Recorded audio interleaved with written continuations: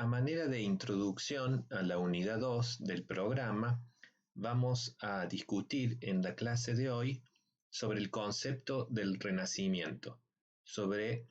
la historia de este concepto y sobre la historiografía, lo que los historiadores han dicho sobre el mismo. Tenemos que comenzar diciendo que, de manera muy general, entendemos por Renacimiento a este período de profundos cambios culturales, artísticos, sociales y políticos que se da en Europa Occidental entre muy aproximadamente los años 1400 y 1600. Es un concepto seguramente por todos conocido, es un concepto familiar para todos nosotros. Fuera del ámbito académico también es un concepto conocido por el público, sobre todo porque se relaciona con figuras de la historia, especialmente artistas famosos. Pero tenemos que decir que en el ámbito académico es un concepto muy debatido, un concepto al cual muchos investigadores consideran cuestionable, por muchas razones. Sobre todo, a manera de ejemplo, porque se asocia este concepto con una visión histórica centrada en las élites, centrada en los aportes exclusivos de la civilización, entre comillas, europea, centrada exclusivamente en el papel de los hombres por encima del de las mujeres, como vamos a ver que es un tema que han planteado algunas historiadoras feministas. Entonces, es un concepto que tiene muchas aristas por las cuales aproximarse a él. Como vamos a ver, a pesar de todos estos cuestionamientos y debates,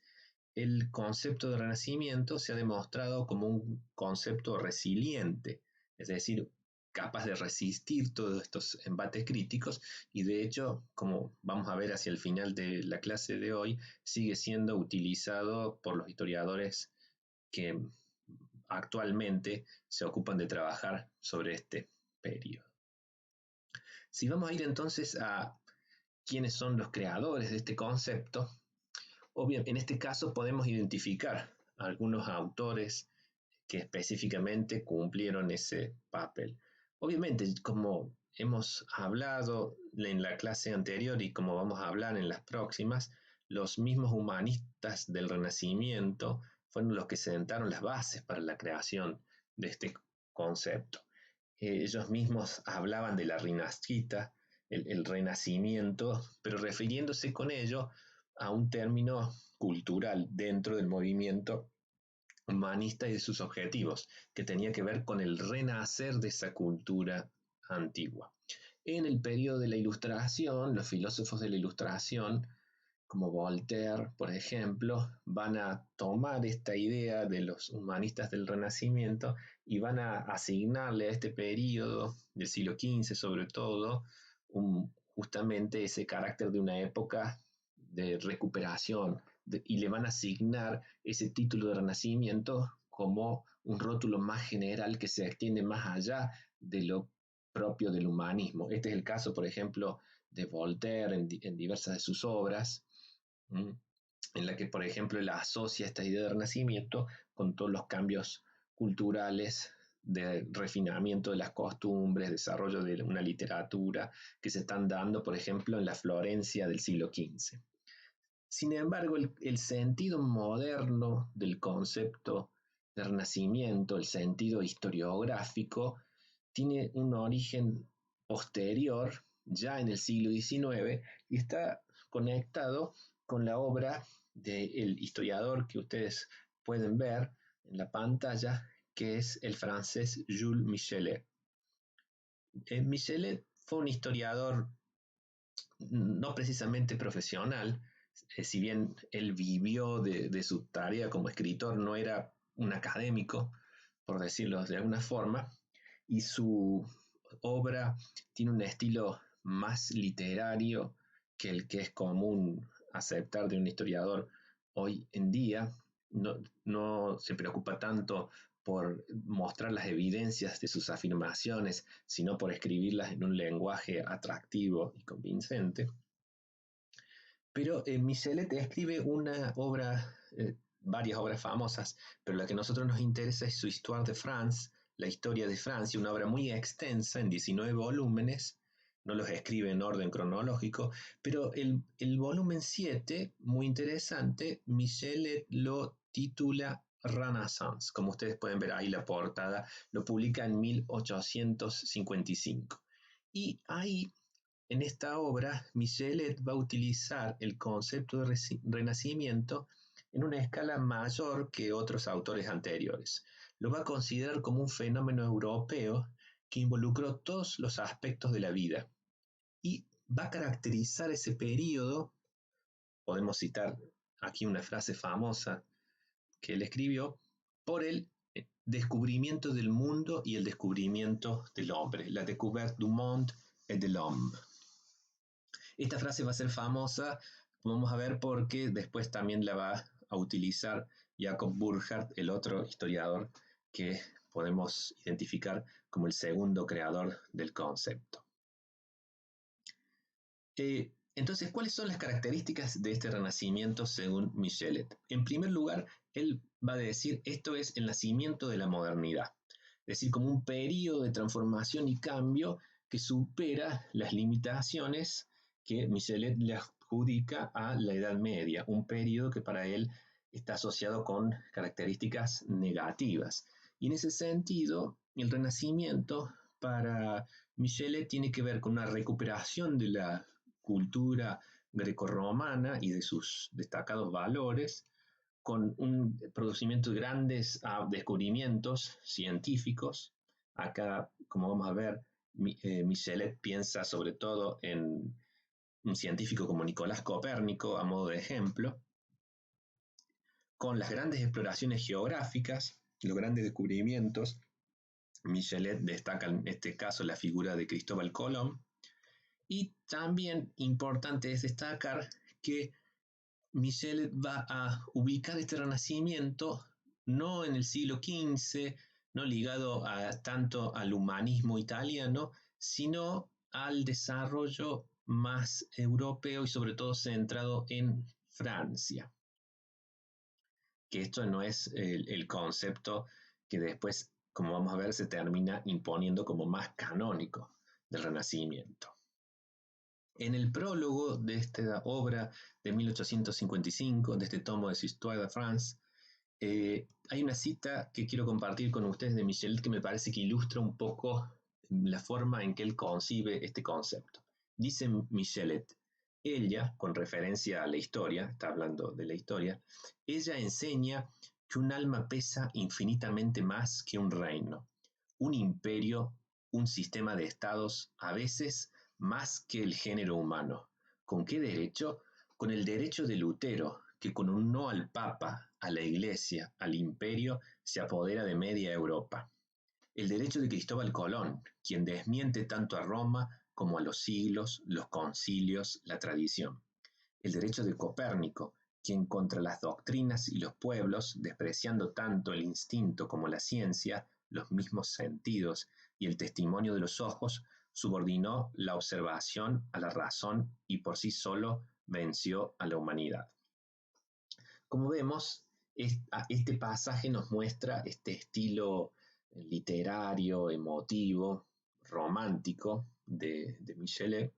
y también nos da algunas claves de lo que es su visión historiográfica, porque él va a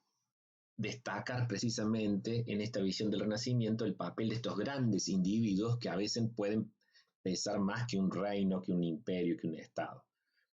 Y como ejemplos de estos grandes individuos, él los menciona a Lutero, a Colón y a Copérnico. Es decir, acá vemos un poco cuáles son los protagonistas que él destaca, el gran reformador religioso, los grandes exploradores y los grandes intelectuales que amplían el ámbito científico en este periodo. Y tenemos que decir entonces que Michelet, por contraposición a esa idea negativa de la Edad Media, obviamente al Renacimiento le adjudica todo un conjunto de valores sumamente positivos, como ese comienzo de la modernidad. continuador de esta idea, influenciado por Michelet y que va a terminar de definir el concepto canónico del Renacimiento, es el historiador suizo Jacob Burckhardt, que es un poco más joven, pero en buena medida contemporáneo de Michelet, y que va a conocer la obra de Michelet y que, como vamos a ver, está influenciado por ella, pero le va a dar un giro diferente al concepto. Burckhardt publica una obra que todavía hoy en día es muy leída y considerada un clásico relevante, es Die Kultur der Renaissance in Italien, la cultura del Renacimiento en Italia. Es un libro que es uno de mis favoritos. Yo realmente, si tienen oportunidad, les recomiendo la lectura. Es un libro que en muchos sentidos, a diferencia de lo que sucede con la obra de Michelet, que realmente está lejos del estilo del historiador contemporáneo, salvando las distancias, el caso de Burckhardt realmente hay una mayor cercanía al estilo de argumentación y de lógica del discurso historiográfico más cercano en el tiempo al nuestro. Es decir, es una obra que no ha envejecido tanto como la de Michelet. Burckhardt va a combinar estas ideas ilustradas y románticas del Renacimiento y va a generar con todas ellas una poderosa síntesis que es la que encontramos en su obra. Burckhardt va a identificar sobre todo al Renacimiento como un periodo de progreso y avance de la razón. Y muy importante, va a destacar el papel del individualismo. Es decir, el Renacimiento sería para Burckhardt, ya vamos a ver algunas citas sobre esto, el periodo en el que nace el individuo, nace el hombre que se concibe a sí mismo ante todo como ser individual y no como integrante de un grupo colectivo. Y a este surgimiento del individualismo, Burckhardt lo va a equiparar con la aparición del hombre moderno. La imagen, a propósito, que ustedes pueden ver allí, es un grabado, un dibujo, perdón, a mano del mismo Burckhardt, que sobre todo se interesaba también mucho por la arquitectura italiana del Renacimiento. En este caso es un dibujo de la Villa d'Este en Italia. Las características del Renacimiento, según Burckhardt, difieren un poco de las de Michelet. También él coincide en sí en verlo como el nacimiento de la modernidad, pero son diferentes las características que él asocia con esta idea de la modernidad. Por un lado, en la primera parte de su libro nos habla del Estado como obra de arte, es decir, el ascenso de un nuevo tipo de política que Burckhardt va a asociar con la Italia de los siglos XIV y XV, con la aparición de los estados principescos de nuevo tipo y con las repúblicas italianas, en los cuales Burckhardt va a ver por primera vez un tipo de gobierno más racional, no tanto ligado a los valores de los preceptos religiosos, por ejemplo, sino como el frío cálculo político del líder o de la élite dirigente que busca conseguir sus objetivos. Y en esto se ve una vez más el desarrollo del individualismo, porque estos nuevos actores políticos que surgen en esta escena se comportan como individuos que buscan sus propios intereses egoístas y no intereses colectivos. Unido a esto, ya más sí en el ámbito de la cultura y de la intelectualidad, Burckhardt va a poner el pie en la figura de los grandes humanistas, los grandes pensadores, a los cuales va a conectar con esta idea de un descubrimiento del hombre y del mundo. Aquí recupera Burckhardt esta frase de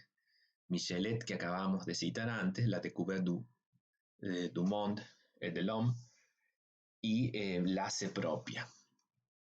Y la diferencia más importante, sí, con Michelet tiene que ver que mientras que aquel había ubicado el Renacimiento en el siglo XVI y con foco en Francia, Burckhardt va a ubicar el Renacimiento firmemente en el siglo XV y lo va a enfocar en las repúblicas y principados italianos, sobre todo Florencia, Venecia, Roma, el Milán, etc. Esos van a ser para Burckhardt los lugares donde surge esta nueva tendencia de cambio que le identifica con la modernidad. Y quiero citarles un pasaje muy famoso de su obra, porque en ella podemos ver, en este pasaje, cómo concibe Burckhardt esta oposición entre el mundo medieval y el nuevo mundo que surge con este renacimiento italiano. Les cito: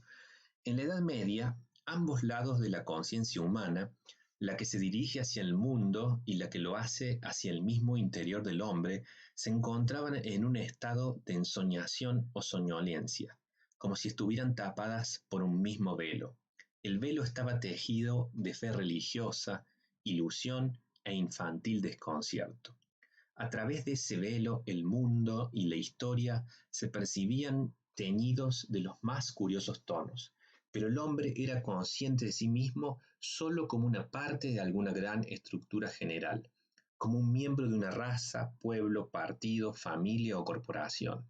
Es en Italia donde por primera vez ese velo se desvanece en el aire, se produce el despertar hacia un tratamiento y dirección objetiva del Estado y de todas las cosas de este mundo. Al mismo tiempo, se desarrolla con toda la fuerza lo subjetivo, el hombre se transforma en una conciencia individual y se reconoce como tal. Es muy claro, muy expresivo este pasaje, donde nos habla de la Edad Media como una época de casi un despertar no completo, como un, ¿qué es lo que está dormido? Obviamente la razón es lo que podríamos nosotros complementar o leer entre líneas. El hombre vive como cegado por ese velo que tapa sus ojos, y ese velo es el velo de la superstición religiosa, de la ignorancia científica, podríamos decir nosotros, y es el Renacimiento italiano para Burckhardt el que va a rasgar ese velo y va a permitir al hombre ver verdaderamente la realidad, podríamos casi decir. Aquí las metáforas que utiliza Burckhardt tienen un claro eco de la filosofía de la Ilustración, de algunos pasajes de Voltaire, digamos, ¿no? Son expresivos esos ecos. Esta imagen, entonces, que ve tan positivamente al mundo del Renacimiento y tan negativo al mundo de la Edad Media, se va a transformar como la visión canónica del Renacimiento a fines del siglo XIX y a principios del siglo XX, y va a ser aceptada en ese momento como una verdad incuestionable. Y muchos otros autores van a tomar estas ideas de Burckhardt y las van a elaborar y ampliar. Y podríamos citar aquí a muchos autores de finales del siglo XIX y principios del siglo XX que tomaron las ideas de Burckhardt, las elaboraron y las ampliaron, pero puedo mencionar solamente aquí a dos que me parecen importantes por no abundar en nombres y datos y por una cuestión de tiempo. Podemos decir en este caso, como ejemplo, al caso del filósofo alemán Ernst Cassirer con su libro El individuo y el cosmos en la filosofía del Renacimiento, cuya portada ustedes tienen ahí a la derecha, o el sociólogo Alfred von Martin con su Sociología del Renacimiento. Ambas obras toman como su fundamento de análisis el concepto de Burckhardt. En el caso de Cassirer va a extender el concepto de Burckhardt hacia el análisis de cómo el Renacimiento tiene que ver con el desarrollo de este pensamiento científico. Cassirer estudia en esta obra sobre todo el pensamiento de Nicolás de Cusa. Y en el caso de Alfred von Martin, en su Sociología del Renacimiento, él va a relacionar todas estas ideas de Burckhardt sobre el nacimiento de la individualidad con el aspecto económico, que es un aspecto que Burckhardt no trata verdaderamente en su obra. Y en este caso, von Martin va a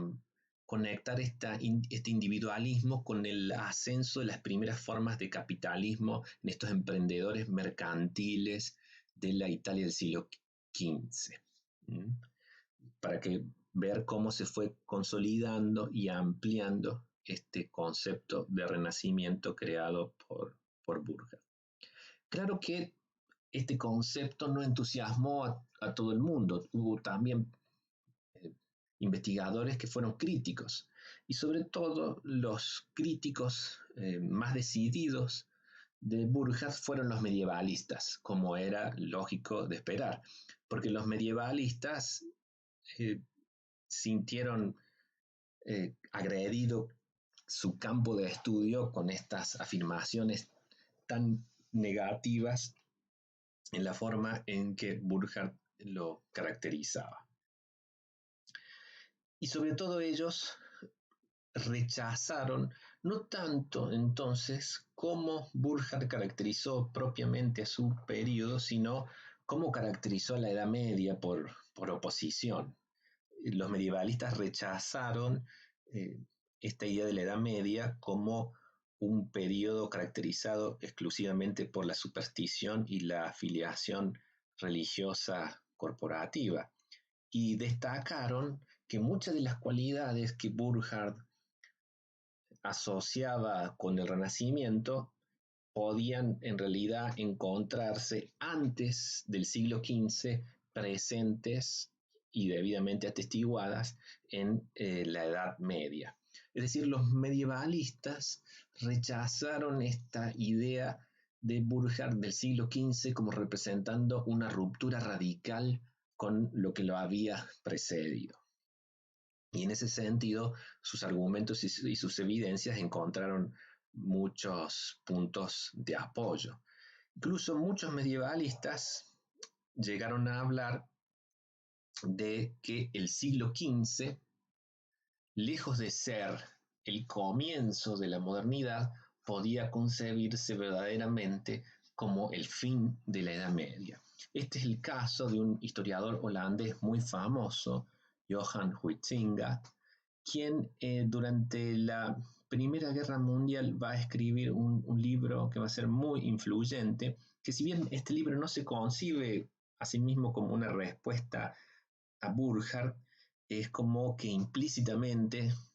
la forma en que él presenta su tema puede verse como si lo fuera. El libro se llama El otoño de la Edad Media, Herbst der Mitteloewen,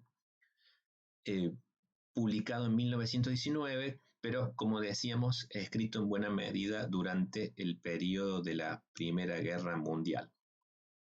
Huizinga no trata en esta obra sobre Italia, sino que trata sobre los Países Bajos. Pero él va a demostrar en ese análisis de los Países Bajos en los siglos XIV y XV como muchos de esos elementos que Burckhardt asociaba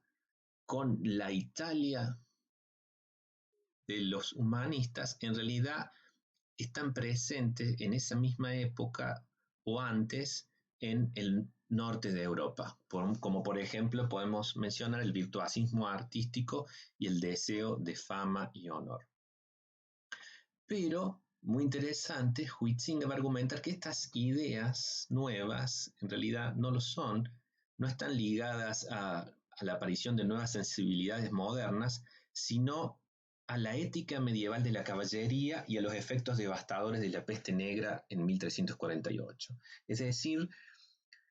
Huizinga va a argumentar que muchas de estas características que Burckhardt había asociado con el Renacimiento en realidad no representaban una ruptura, sino la continuidad natural y la maduración de desarrollos propiamente medievales. Es decir, un argumento muy fuerte contra la tesis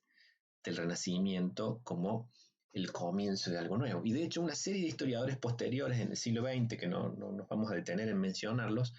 de medievalistas, van a destacar y van a crear como alternativa a esta idea de Burckhardt, van a proponer nuevos renacimientos durante la Edad Media. Va a ser el caso, por ejemplo, del famoso Renacimiento del siglo XII, que van a proponer algunos autores ligados al humanismo que aparece en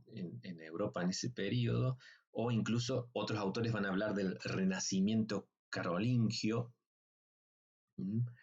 ligado al periodo de gobierno de Carlomagno y a las reformas y a las medidas que Carlomagno va a llevar adelante. Con la multiplicación de renacimientos, parecería entonces que el renacimiento del siglo XV pierde importancia y pierde esas características tan singulares que Burckhardt le había asignado. En ese caso es muy interesante la reacción de algunos defensores de las ideas de Burckhardt, y entre ellos podemos mencionar al historiador del arte Erwin Panofsky, quien en sus famosos estudios iconológicos va a cuestionar esta idea de los múltiples renacimientos y va a proponer criterios para distinguirlos. Para Panofsky, muchos de estos renacimientos medievales en verdad no pueden competir con el renacimiento italiano del siglo XV, sino que son fenómenos mucho más locales, de un alcance limitado, para decirlo de alguna manera. Son, en ese caso, meros precursores del Renacimiento italiano, que fue el verdaderamente amplio y transformador. Es muy interesante un ejemplo que propone Panofsky para estudiarlo. Ahí pueden ustedes ver en esa escena la ilustración de un manuscrito del siglo XV, del siglo XIV, Ovidio moralizado, y es un típico caso de la ilustración de un manuscrito medieval que nos muestra la escena mitológica del rapto de Europa, cuando Zeus se transforma en toro para raptar a esta doncella de la cual se había enamorado. Y vemos que es una representación muy sencilla, chata, con poca elaboración, y Panofsky compara esa presentación medieval con la presentación renacentista que del mismo tema hace en uno de sus grabados el gran artista alemán de la transición entre los siglos XV y XVI, Alberto Durero, que como podemos ver es una representación mucho más elaborada, con un énfasis mucho más importante en los sentimientos y las acciones de los personajes. Y entonces, en este contraste entre estas dos representaciones de una misma temática, se encapsulan para Panofsky las diferencias entre ese renacimiento italiano que verdaderamente marca una ruptura con la tradición anterior y esos fenómenos medievales previos. En el siglo XX, posteriormente en la etapa de la posguerra, este concepto del renacimiento, si bien ya se había vuelto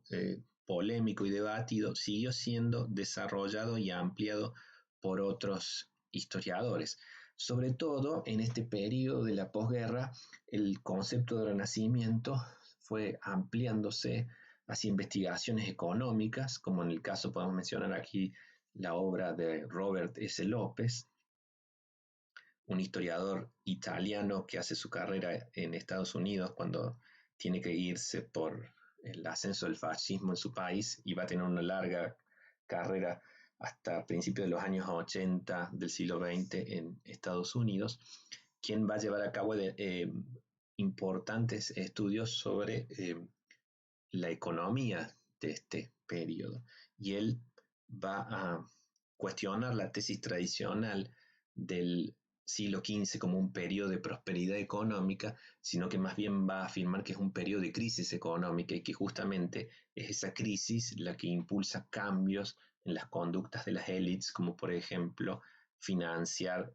empresas culturales y obras artísticas. Otro ejemplo muy interesante es otro autor europeo exiliado en Estados Unidos, que es Hans Baron, que va a escribir esta obra, La crisis del Renacimiento italiano temprano, que es muy interesante porque en ella Baron va a hacer mucho foco en el aspecto de la ideología política del Renacimiento, un análisis del humanismo entendido no solo en estos aspectos literarios, filosóficos de la recuperación de la tradición grecorromana, sino en los aspectos políticos de esa empresa y sobre todo en la revalorización que van a hacer los humanistas florentinos de principios del siglo XV de las viejas ideas del republicanismo romano. Para Baron, entonces, este humanismo temprano tiene un claro contenido político republicano. En la década del 70 comienza la reacción, una nueva reacción muy fuerte contra la tradición burkhartiana del Renacimiento. En este periodo que hay grandes cambios historiográficos, una crítica muy fuerte a la historiografía precedente. El concepto de Renacimiento no es ajeno a ese movimiento generalizado de cambio. En ese sentido, a partir de esa época encontramos diversos autores que atacan este concepto desde diversas perspectivas y plantean la necesidad de una deconstrucción del mismo, una deconstrucción del Renacimiento. En ese caso, uno de los ejemplos más extremos que podríamos mencionar es el del crítico literario norteamericano Stephen Greenblatt, quien va a rechazar directamente el concepto de individualidad de Burckhardt, inspirado en buena medida en la obra del pensador francés Michel Foucault. Greenblatt va a argumentar que no existe un yo objetivo, va a presentar al individuo como un artefacto cultural formado por fuerzas políticas y sociales. En este caso, su obra más famosa es ese Renaissance Self-Fashioning, o sea, la autopresentación del Renacimiento, que en este caso es un estudio centrado en las obras de algunos escritores ingleses, de Thomas More a Shakespeare, una obra que va a ejercer mucha influencia y con la cual Greenblatt va a fundar una nueva escuela interpretativa que se conoce con el nombre del nuevo historicismo. Otro fuerte punto de crítica hacia el concepto burkhartiano del Renacimiento va a ser el ángulo feminista, ¿no? A partir de la década de 70 surge toda una historiografía feminista que va a cuestionar este concepto tradicional del Renacimiento por producir una historiografía exclusivamente centrada en la perspectiva de los hombres de la época y que un poco deja de lado, oscurece, oculta el papel y la situación de las mujeres. Ahí podríamos mencionar, por ejemplo, a la investigadora norteamericana Joan Kelly, quien se plantea en un trabajo esta pregunta: ¿tuvieron las mujeres un renacimiento? Para ella la respuesta es negativa. Ella va a llegar a afirmar incluso que, salvo las excepciones de las mujeres pertenecientes a la élite, la posición de las mujeres empeoró en el Renacimiento con respecto a la Edad Media. Sin embargo, a pesar de todas estas críticas, tenemos que decir que el concepto de Renacimiento, como adelantaba al principio de la clase, se ha demostrado como muy fuerte y capaz de resistir estos embates críticos, y sigue siendo hoy un concepto plenamente vigente. Si bien los autores son conscientes y han asimilado las críticas, los aportes críticos, el renacimiento que encontramos en los textos contemporáneos ya no es el renacimiento de Burckhardt. Se trata, por el contrario, de un renacimiento mucho más amplio, un renacimiento que trata de ver no solo lo que sucede con las élites en alguna región específica, sino que trata de tener una mirada social mucho más amplia, incluir el renacimiento de la gente común y también ver que el Renacimiento fue un fenómeno más amplio, no solo ubicado en Italia, no solo ubicado en Europa Occidental, sino que incluso con amplias conexiones con Asia y con el norte de África. Esas perspectivas pueden ustedes encontrarlas claramente en los dos libros que ustedes tienen como bibliografía sobre este tema: el libro de Peter Burckhardt, El Renacimiento Europeo, y el libro de Jerry Broughton, El Bazar del Renacimiento, que son dos obras relativamente cercanas en el tiempo, no han sido escritas hace mucho. A modo de ejemplo de estos cambios en la imagen del Renacimiento, podemos terminar mencionando una publicación muy reciente, una breve historia del Renacimiento en Europa, de Margaret King, A Short History of the Renaissance in Europe, publicado en el año 2017, hace muy poco, por la editorial de la Universidad de Toronto, que como podemos ver ahí está la imagen de la portada y a la izquierda ustedes pueden ver la portada del primer capítulo donde esta investigadora comienza su historia del Renacimiento hablando desde la República Romana. Este es un caso, lo he seleccionado aquí para ilustrarles una tendencia en un caso extremo. Esta crítica hacia el concepto burjartiano de marcar una ruptura excesiva entre el Renacimiento y la Edad Media ha llevado a muchos historiadores a buscar las raíces del Renacimiento en periodos cada vez más distantes en el tiempo. Y el caso de Margaret King puede ilustrar esta tendencia como un ejemplo extremo en el cual esta autora ya rastrea los orígenes del Renacimiento hasta la misma antigüedad.